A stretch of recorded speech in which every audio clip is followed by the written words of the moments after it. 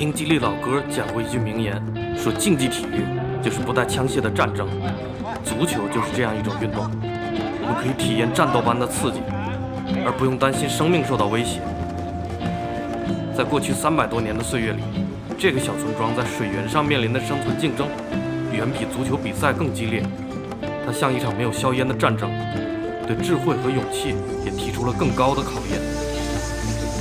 故事的开头，我们先把时间线拨回到1660几年，在清军入粤以后，这大概是天河村附近区域社会秩序第一次被重建的年代。彼时，有一位老哥叫做李秀普，他率领大家完成了一项水利工程，把溪流扩展成镇，滋润村子东北侧的农田。由于做这个项目花掉的钱刚好能买9头牛，于是这些水镇也就被天河村的人叫做9牛镇。那传说中的9头牛传说中的9牛镇去哪儿了呢？据说在1928年被填平，成为了天河机场的一部分。那天河机场又去哪儿了呢？在1985到2016年之间，变成了天河城、体育场、郑家、天环。所以可能每一位广州人都去过曾经的9牛镇，逛街、买山，真是流年似水啊！不知道300多年前的村落传说到底有多少细节是准确的。总之呢，天河村和种田的水渠肯定有很大的关系，因为起码在1910年代以前，这个小村庄还不叫天河，而叫做大水镇。镇嘛，土里穿，就是人工开凿出来的灌溉渠。大水镇所有的灌溉系统大概都和村子西边的沙河冲有千丝万缕的关系。正是沙河冲孕育了沿途的村庄。根据村志说法，在最为繁荣的18世纪，天河村曾经发展到了2000人的规模。而在枯水的年岁，沙河冲也会笼罩上争水的阴云。千万别以为争水就是找一片空地，像罚点球一样光荣决斗，然后各自认命。真实的情况更接近多方博弈，乡绅们经历过争水试炼以后，全都变成了博弈大师，人均比斯麦。把时间线跳转到174几年，这可能是3个村子有文字记录的第一次争水事件。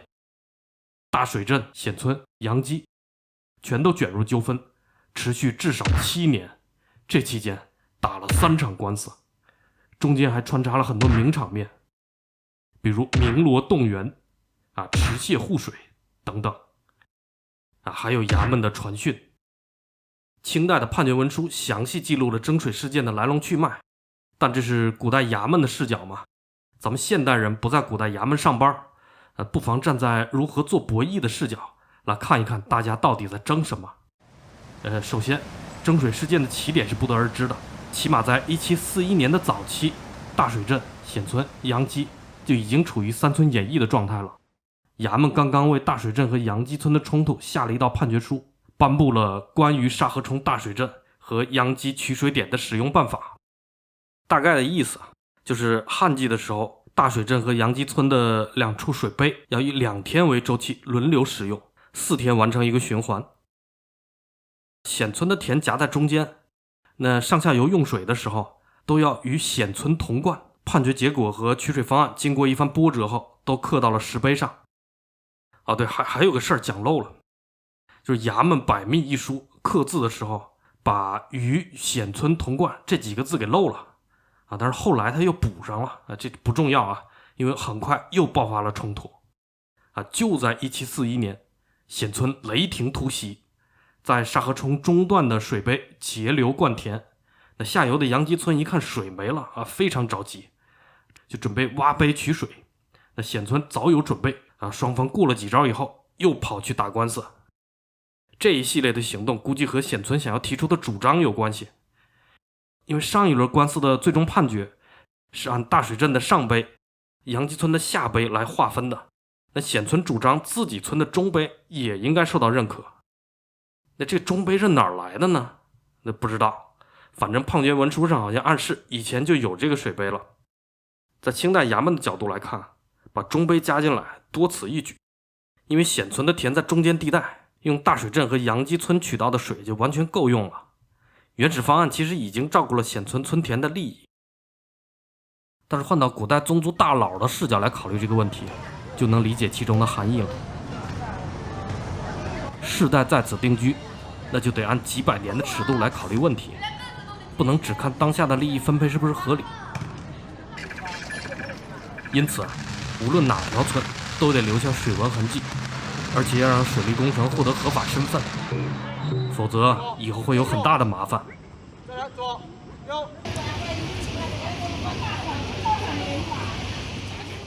到了1742年，衙门修改判决细节，改为上中下3个取水段，分别对应大水镇、显村、杨集村的用水权。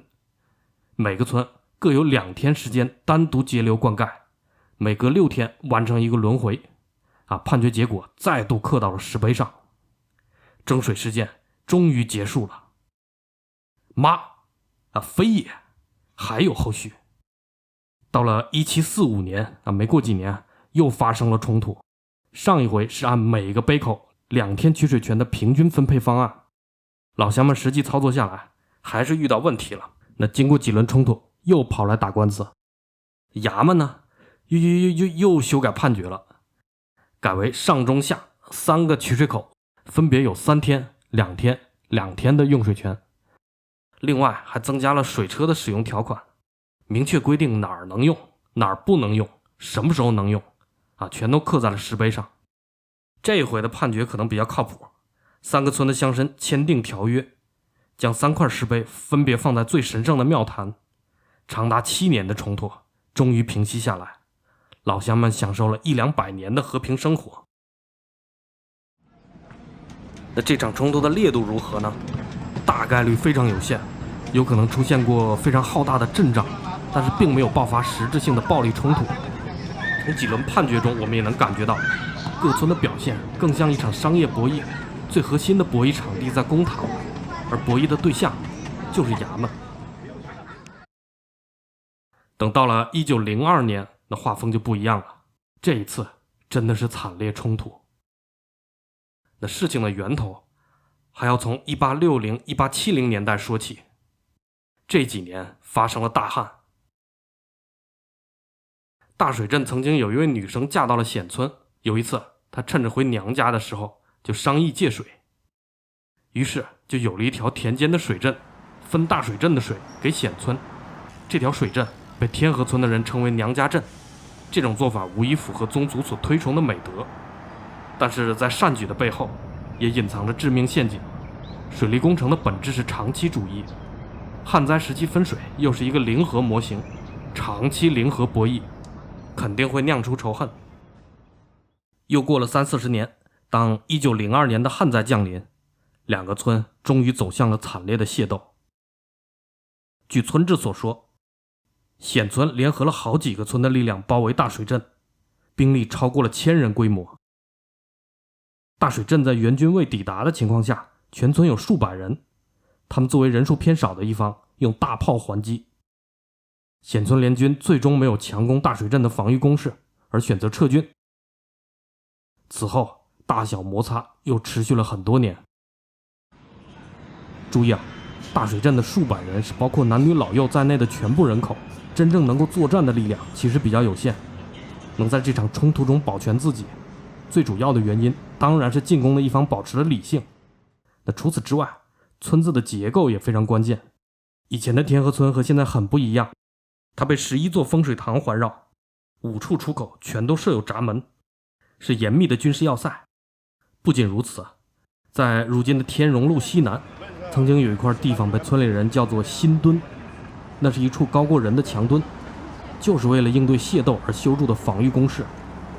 这就很明显了，大水镇村民已经非常懂得作战，在种田和战斗状态来回切换，已经变成了广式罗马军团，和18世纪的田园气质天壤之别。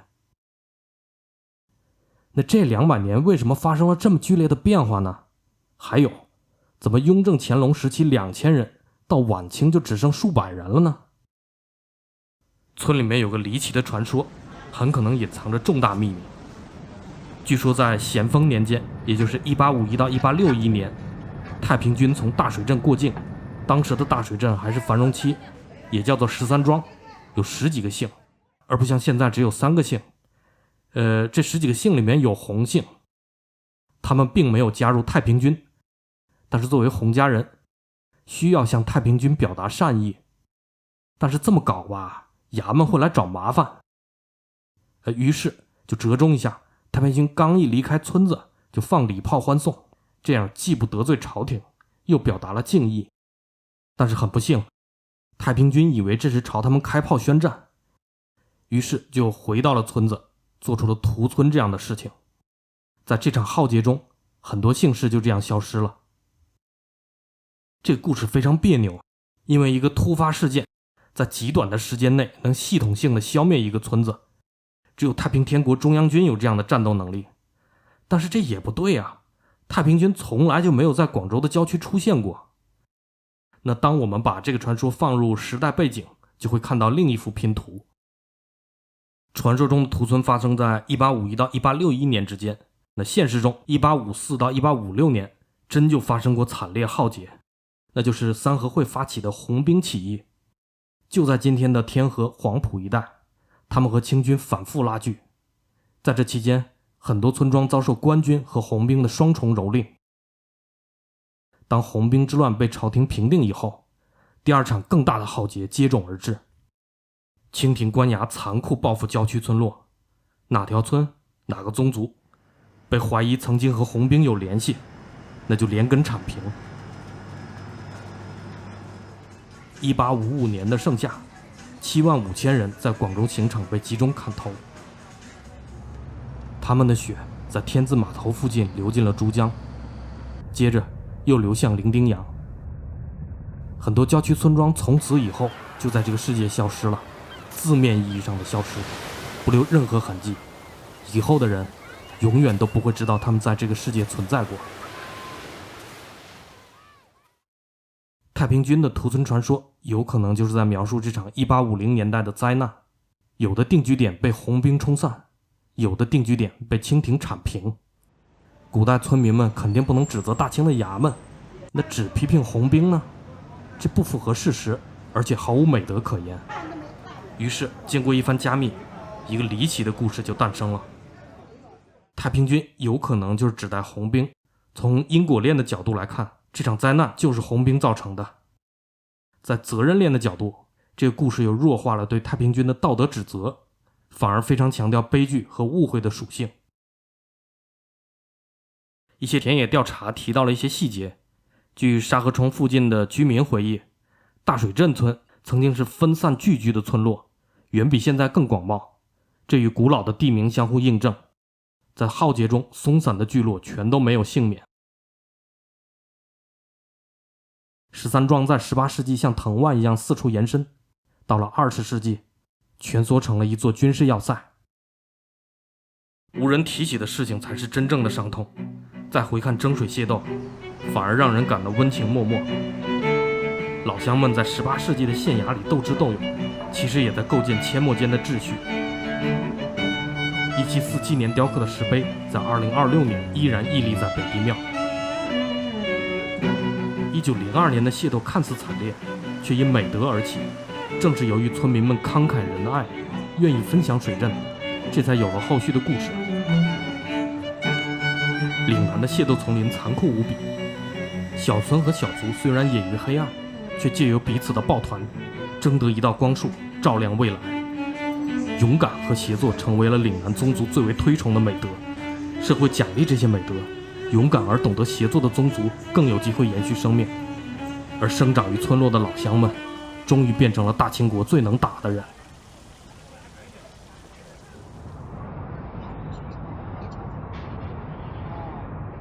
大水镇与水的情愫如涓涓细流，在历史的长河中继续流淌。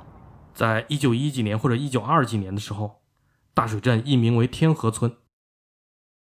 据说这次易名和其他村的李氏宗亲有关，当时有5条村按天字辈易名，比如大塘村就改叫了天池，一个非常古早的旧名。到了1985年，天河又成为了行政区的名字，变成了广州的名片，也在不经意间把宗族与水的古老传说融入了广州故事。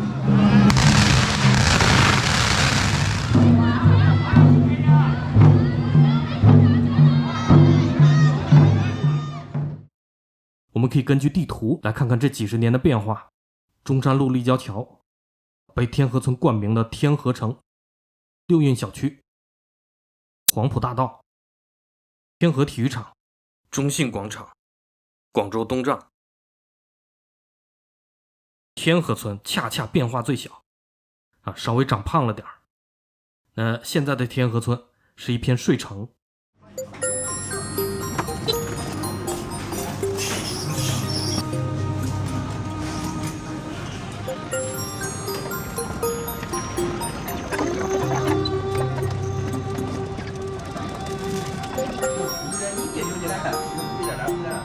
每一个在城市里上班的人都需要研究一个很严肃的空间课题，研究的越透越快乐，那就是住在哪个地方才最适合自己。这个结果可能已经被收入和房租规律锚定了，越在核心位置越贵。普通收入的人必须忍受更远的通勤距离。天河村提供了另外一种可能，在距离体育西商圈500米的范围内，可以租到500块到1500块的房子。同等距离的半径内，其他小区的租金都在更高的梯度。那不同收入的人，或者说不同人生阶段的人，被压缩到了同一个物理空间里面。天河村就有这样的功能，它能让人看到同温层之外的真实世界。村里的小商店也很有意思，时间就像被冻结了。很多店持续经营10几年，看起来过得非常平顺。我一边逛一边寻思，你说村里这些生意应该算什么风格呢？躺平吗？这些生意其实挺辛苦的。说人家躺平肯定不合适，你说内卷吧，人家也没那么大野心，也没想把别人卷死。我寻思，躺平和内卷的说法过于两极化了，咱们高低整个新词儿玩一玩，用来指代另外一种生活方式，我觉得可以叫坐稳。